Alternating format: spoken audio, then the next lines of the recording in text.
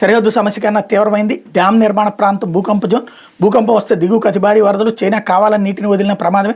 పర్యావరణం పైన తీవ్ర ప్రభావం. బ్రహ్మపుత్రపై చైనా భారీ డ్యాంకి సంబంధించినటువంటి వార్తని ఇక్కడ హైలైట్ చేశారు. అయితే పల్నాడులో భూబకాసురులు అంటూ 40 కోట్ల విలువైన భూమికి అసలు చనిపోయిన మనిషి బ్రతికున్నట్టు చూపించారు. 20 దొంగ రిజిస్ట్రేషన్లు చేసిన పేట రిజిస్టర్.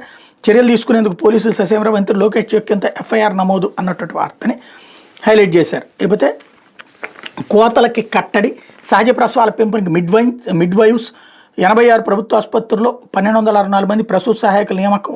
ఒక్కొక్కరిపై శిక్షణకు 2.5 లక్షల వ్యయం. మంత్రి సత్యకుమార్ స్టేట్మెంట్ ఇక్కడ హైలైట్ చేశారు.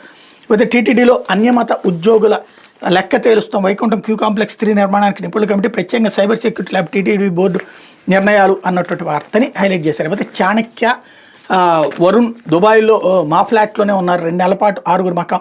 సిట్కి లిక్కర్ స్కామ్ నిందితుల ఫోటోలు ఇచ్చిన ఆకర్ష్ కృష్ణ అన్నటువంటి వార్తని హైలైట్ చేశారు.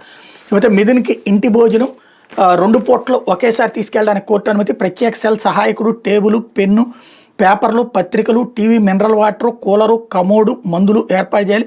ఫ్యామిలీతో న్యాయవాదులతో వారానికి 3 చొప్పున ములాఖత్తులు. తీర్పును వెలువరించిన ACB కోర్టు అన్నటువంటి వార్తని హైలైట్ చేశారు. అయితే మద్యం ఓ కల్పిత కేసు. నా వ్యక్తి